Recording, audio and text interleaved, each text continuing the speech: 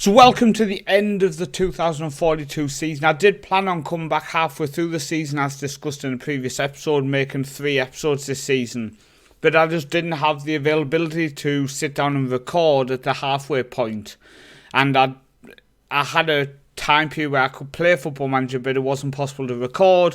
So we have gone through all the way through to the end of the season. I do have the save points, obviously, to look back. We are starting this episode by looking at the fact that our under-18s made it to the UEFA Youth League final in the 2041-42 season, losing to Ajax in the final, but we did very, very well. If I go back through here, you can see we beat Bayern Munich in the semi-finals, Red Bull Leipzig in the quarter-finals, Juventus in the second knockout round, Slava Prague, etc. So we did really, really well. Our under-18s made it to the final of the UEFA Youth League, losing to Ajax. I've got to say, I'm very, very pleased saying them words out of my mouth. If you are new, by the way, please make sure you do go down and subscribe. Thank you very much for tuning in. So, we're going to look at the European competition rankings to start with as well, when we're now moving on to the A team. We've moved up 2 places back into the top 30 as a competition for the top flight, 29th now. AB ourselves has moved up 10 places to 41st in the European club rankings. So, absolute delight with that. We really are pushing on as a club. And Faroe Islands, we've moved up 3 places to 24th now. So we've gone up, we went down, now we have jumped back up as well. And this season we are going to lose the 3.75 season, so we can hopefully keep progressing now and continue to push up and try to aim towards them top 20 spots. Now we're going to move on to the transfer side of things, and let's just say it's going to be a very, very busy episode when we're looking at transfers. I didn't want to let go of this many people, but we've done it. I didn't want to sign as many as we actually ended up signing, but some opportunities came up I felt like we had to sign. So first off, the ins, who we'd already actually pre-arranged, so we had spoke about, but Park Sing-seo has come in as an option on the right wing. Comes in as an important player, which isn't really the offer I wanted to give him, but hopefully he can do a decent job.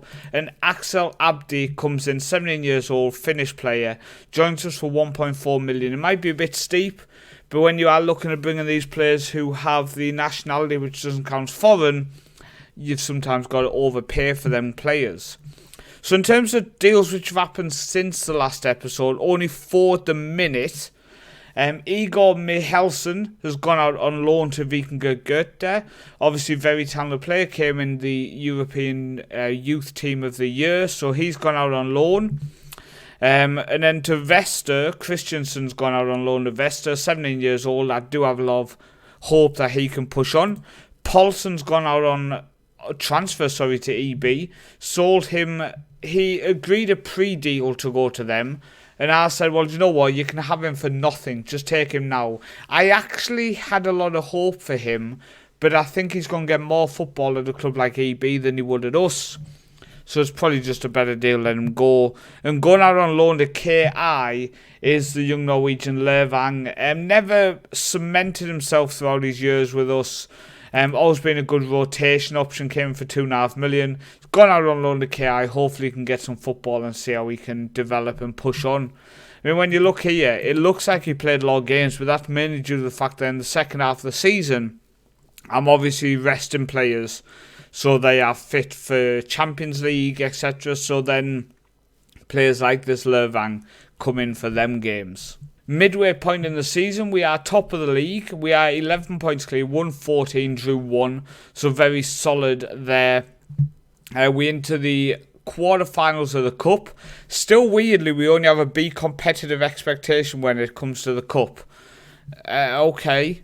But we into the quarterfinals, so is our B team, and we did win the Super Cup again, beating B36 who won the cup last year. So very nice to play a different side. So we're now back on the 6th of September, and I actually named this save file, The Window Is Done.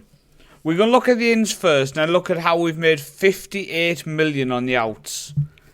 some of these are deals I really didn't want to have to do. But as I always say, we need to remember the league and club reputation means that players do want to move to better leagues when offers come in. So sometimes you got to let these people go. So Thomas Share comes in from Lyngby in Denmark for 1.8 million. 17 years old. I think he has a lot of potential. I really do. And I think it's another great signing for 1.8 million. Coming in for 25k is Diogo. Can play both flanks. I am training him to play on the right wing. I think he's a decent player. And for £25,000, you can't complain. Now coming in for 900k is a 17-year-old Czech central defender. Darkhan Bazukev, I don't know. Very, very talented. Honestly think he could develop into a very, very exciting looking central defender. Coming in on loan from Liverpool, it's a Norwegian who I actually tried to sign last season from Åsane. They wouldn't agree to the deal. He's ended up going to Liverpool. He's now joined us on loan. Very talented winger. We needed more depth out wide, and he definitely gives that as an option. So he's coming on loan. Coming in for 1 million was a deal which was arranged a year ago. Lazowski, I don't know. Joins us Belarusian, joins us from Belarusian side. He looks like he does have a lot of potential. He really could develop into a solid player. Another player who's going to play now under 18s, and we just see if he does become a world-class star. Now, the next signing for 2.5 million from EB. He's not worth 2.5 million. I mean, you might say he is. I'm not sure, to be honest. He's a very... I mean, when you look at his mentals are insane.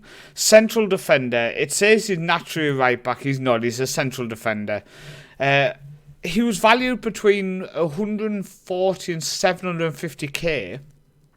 I paid 2.5 million basically to try to help EB out and just give them some money.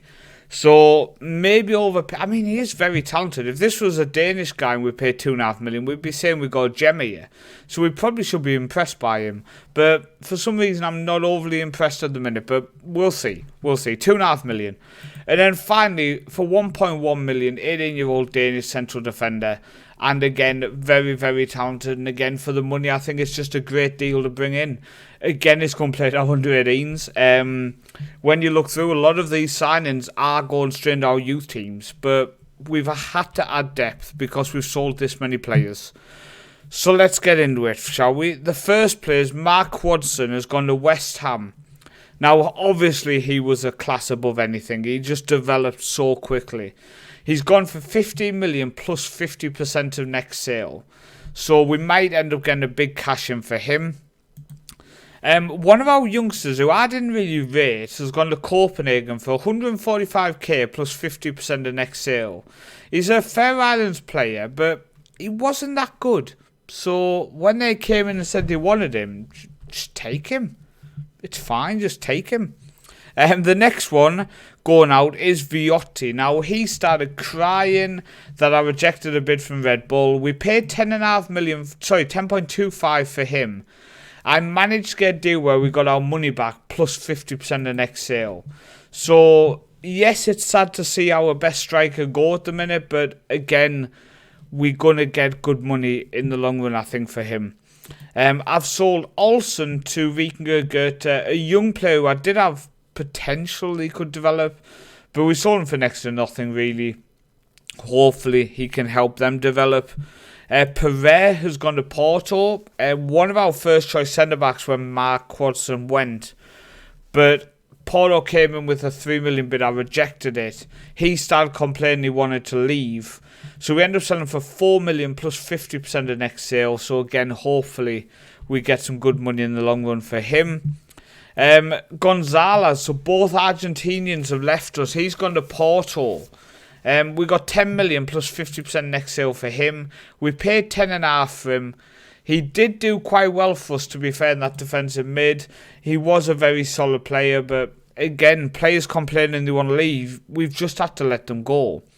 So now a couple of loan players going out. The young Czech player has gone out on TB on loan till the end of next season. Going to get him first team football in the top flight, so hopefully he can develop and keep doing quite well. And Jacob Johnson, one of our young central defenders, gone out on loan to KI until the end of next season as well. Again, with the hope that he can develop into a very solid player. But we just have a lot of young, good, solid talent at the minute. So we've made 58 million in sales. We've loaned out quite a few players. I do think going into next season, we do need to spend a bit of time looking at our youth teams, because we have a lot of players in there now who have a lot of quality. So, yes, we've sold a lot of players, but we honestly have some good talent who are going to be stepping up. Now, financially, we have 127 million in the bank after them sales. It's mad to think about. We have 127 million in the bank, but we've just sold a lot of players. Now, we have qualified for the Champions League groups again. First off, came up against the Belarusian side, who we actually signed that young player from. 2-0 victory at home before we got a 5-2 victory away from home. We then came up against RFS from Latvia, got a 3-0 victory at home before a 2-1 victory away. We then played PAOK. We got a 1-0 victory away from home before a 4-1 victory at home. And then we breezed past Basel 2-0 and 1-0 at home. We just had a 100% success rate in the qualifying. It was never in doubt. We were just in cruise control in these games. Lots of shots, lots of possession. We're just a step above these clubs now. We honestly, starting us in the first qualifying round is almost criminal. It's almost criminal. It's too easy almost for us. So youth intake is here, and I'm actually impressed with our youth intake this year. So first off, from the top talents is Jacobson, a goalkeeper. He's not the world's best, but he's definitely a decent keeper. Better than a lot in the division as well. So long term, hopefully he can move to another club in the division and be a success for them. And Getty, one of the strikers, looks very talented. Honestly, I'm so pleased with him. I think he could develop into a very good striker for us. Then we also got a second striker in Kabongo, who again looks very decent. A very, very nice intake in terms of two very solid strikers. And then a left winger here in Debes, who again isn't a world beater, but he's not the worst attacking midfielder. So I do think we got some decent players through the intake. Nobody else below that, but when you look at the two strikers, I think that alone makes it a good intake. We have won the league with a few games to spare. We've been very dominant domestically the last few seasons in terms of, before that, there was times where it was a bit of a, are we going to win it, or KI going to actually overtake us?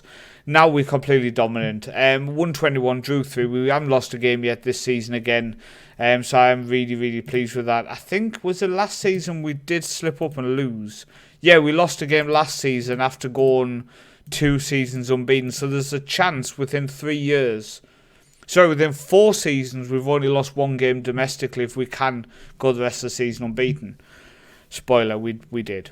So coming back not long before the final comeback point of the reviewing the season, Champions League, etc., we are completely dominant in this now. 85 players we have at top flight clubs across the continent. And Benfica is second with 61. So we are 24 players clear. And I think that is due to the fact there that you can see we've developed a lot of players who are playing for other clubs in our league as well. But it's just mad. We have so many players playing in top flight clubs. We're just dominant. We are dominant now, which is just insane to see. I'm really, really pleased with that. Okay, so we are back for the end of the season. We did win every game left. So 124, drew 3, lost none. We didn't have top goal scorer. Now, this was due to the fact that we changed striker halfway through. Viotti finished with 18 goals, obviously sold halfway through the season.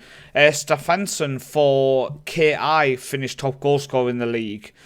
So fair play to him, picked up 27 goals. We did regain the cup after losing it last season, beating TB in the final. 2-1 victory in the final with Midskogen and Michael Meng on the score sheet. Michael Meng, by the way, is now 24. He's been with us for 6 seasons. And let's just point out, we are still awaiting paperwork for him to become a Faroe Islands player and hopefully accepting a call-up. It's just insane how long it's taken. But I'm sure you all here to see how we did in the Champions League more than in the league. It's nice to see we won the league again. It's nice to see we regained the cup. It's nice to see we won the Super Cup, which secured the treble. But in the Champions League then, in the group stage, we've started against RB Leipzig and lost 4-0. I'm moving the match stats over to this right hand side so you can see. It wasn't a 4-0 game. 21 shots to 15, 53% possession to 47. Honestly, I feel like we were hard done by. We did bounce back in the second game in the Champions League against Icelandic side Stjarnan. 35 shots to 1, 63% possession. We dominated. 2-0 victory. Thomas Scher, who has snuck in as one of our first choice central defenders, still only aged 18, hopefully is going to develop into a very good player. We do need to fix this personality junk that's going on, but we are working on that kind of stuff. And Park Seong-so on the score sheet. That was followed up with a 3-0 victory over Celtic, and this proved to what my point that we are a step above these kind of nations now. 28 shots to 6. We were just dominant. We were dominant. We then had Man City come to the Faroe Islands and we got 0-0. 8 shots to 11. 44% possession to 56. I think we held our own. Honestly, I think we held our own here against a big club in Man City. I mean, quite badly, we then travelled to Benfica. We had 13 shots to their 9. They dominated possession, but we lost 1-0. We never turned up. We looked a very, very poor side in that game. I mean, luckily, we then went to Milan and got 0-0 after drawing against Man City at home, travelling to Milan to the San Siro Stadium. San Siro, yeah, they're still playing at San Siro. Yep, still the old one. And getting a 0-0 draw. I was really pleased with how we looked defensively. We were solid. We battled 0-0 away in Milan. Got to be happy with that. And we've just played Rangers in Scotland and got a 1-0 victory with an early goal from Park Seong-so. 11 shots to 13, 45% possession. We had 55%. So pleased with that because that sees us go into the winter break 8th in the Champions League group. I mean, we have a chance there again to finish in the top 8 and get straight into the round of 16. After, do we only have the one game? Yeah, we've only got the one game left in the Champions League. And that's against FC Köln. So, and it's at home. So if we can... Oh, there's teams who've only played 5 games. Damn it. Okay, we've played 7 and other teams have only played 5. Forget about what I was saying. I have a feeling we're going to get into that knockout round again. Not the top 8. I got way too excited and didn't actually notice that there's a lot of teams who have a lot of games in hand. Damn it. Damn it. So a couple of the loans have happened ready for next season. Johansson has gone to B71, not one of our best players. This player I have a lot of faith. He's developing very nicely in Kari or Lakjuni. Developing very nicely. I've sent him on loan to Vesta for 2 seasons now. I have captained him in the Faroe Islands. I want him to become a central midfielder, really. I think he's probably better as a central midfielder, but we'll see how he does at Vesta. Hopefully they don't destroy him. And Silas Henson has gone on loan as well to Scala, one of our young goalkeepers. Again, just getting them football, getting them game time, seeing how they can develop. So then top goal scorer for the season is Inderberg, who has really stepped up this year after us losing Viotti. Never really was our first choice striker. Now really has cemented that spot for the rest of the season. I do have a old player coming back, which we'll discuss at the start of next season. I don't want to reveal the transfers which are coming in. But I have agreed to bring in one of our old players who's going to come back as an option as a striker. But I do think going in next season, Inderberg will be our first choice, and this player coming back, who has agreed a fringe player contract, will be just a backup. But Inderberg, 23 goals this season, 14 in 16 starts in the league. I think he's only going to get better. Midskogen with 15. Mishan, who has signed a new deal as well, he's managed to pick up 13. Midskogen has signed a new deal as well, 2046. 27 years old now, has been with us for 8 seasons, going to continue to develop. And the final player in double figures is Sundström with 10 goals, who's still just doing a very decent job, has actually agreed to stay now and has signed a new deal till 2047, which will take him up till the age of 30. So again, another player who's just been very good as a rotation option in this save. In terms of assists, Midskogen with 25 assists. I mean, when we look at these, I wish this showed all competitions, not just the league. But when you look at it, he's just been a very, very good player for us. 140 career goals, obviously quite a few in Norway before he came to us. 69 assists. He's just a good player. Mishan got double figures, 10 assists in all competitions, 6 and 6 in the league. So again, not the world's best. I'm going to reveal this now. I have a player coming in the January window who potentially could push Mishan off the starting 11. Now, this player hasn't demanded being a first team player, so he is coming in as a bench player, but he could push Mishan out. I'm just going to say that now. Torbjorn Sturla hasn't had the best in terms of assists. 12 starts, only 5 goals and 5 assists in the league. Attribute-wise, he's just developed into a top player.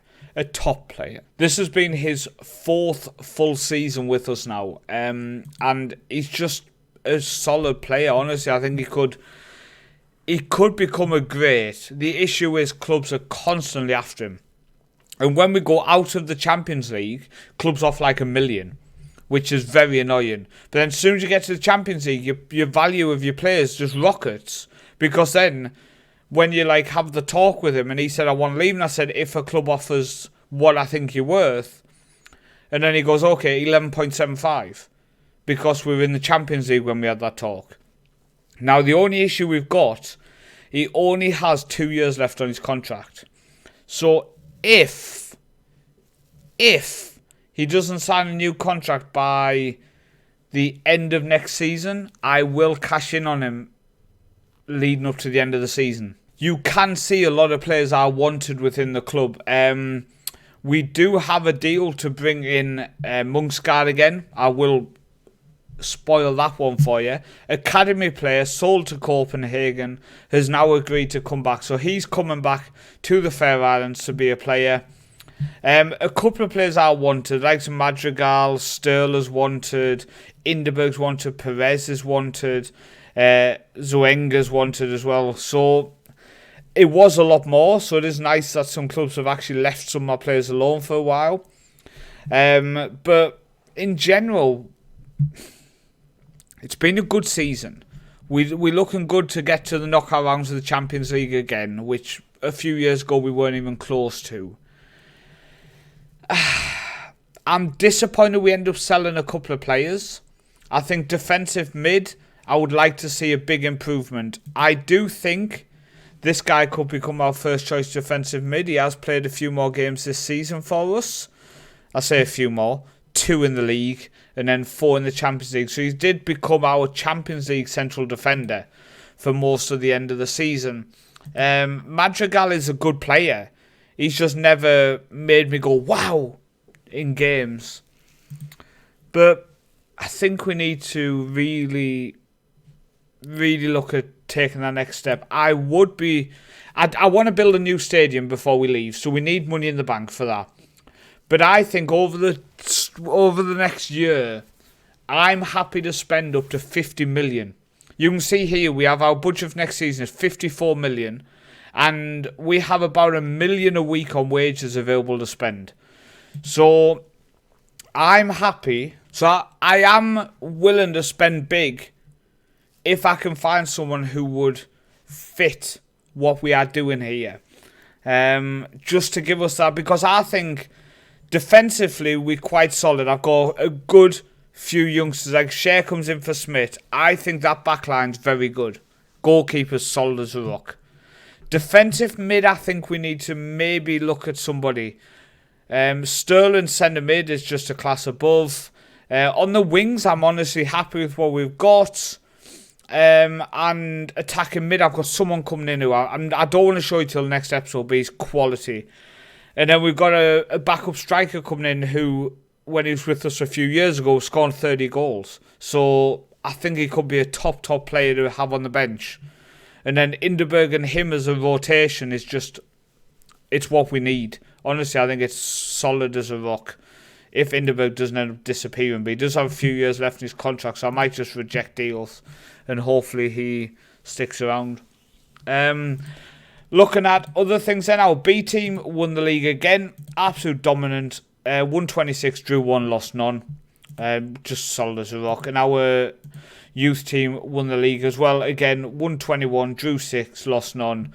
The additions I'm adding to that as well is just making our B team stronger and stronger and stronger. In terms of the national team, it's been a very poor season, I would say. We drew to Moldova 0-0, then lost away in the second leg of this relegation for the Nations League, which saw us go into the Nations League Group D, Group 2. We lost away to Andorra to start. That was the last straw for some players. I really did kick some people up the arse.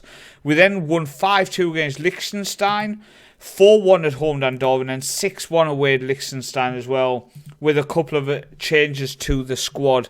One thing I do want to point out and mention, Lervang, who's been on loan at KI, has just become a Faroe Islands national, and he agreed to become a national team player, so I've put him straight in. He's going in central mid. He is going to be a class above what we had. A class above. So him and Schmidt now in central mid, I'm really pleased with that. Honestly, I think that's a step above.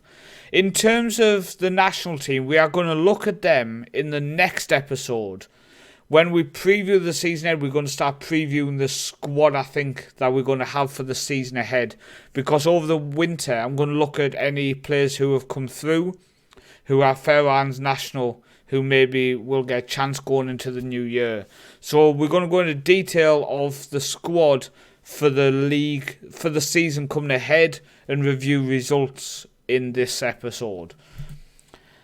I think we've got everything. We've got that Colin game coming up in 42 days after the winter break. Then the knockout rounds, which I think we're already fully going to be in. And we just got to see what we can do and keep pushing on. I do have some transfers. I really want to show you them, but I'm not going to save that for the next episode because it is signings for the new season. But yeah, I've been Paul Osnons, the Northman. Thank you for watching. Stay safe. And I'll see you next time.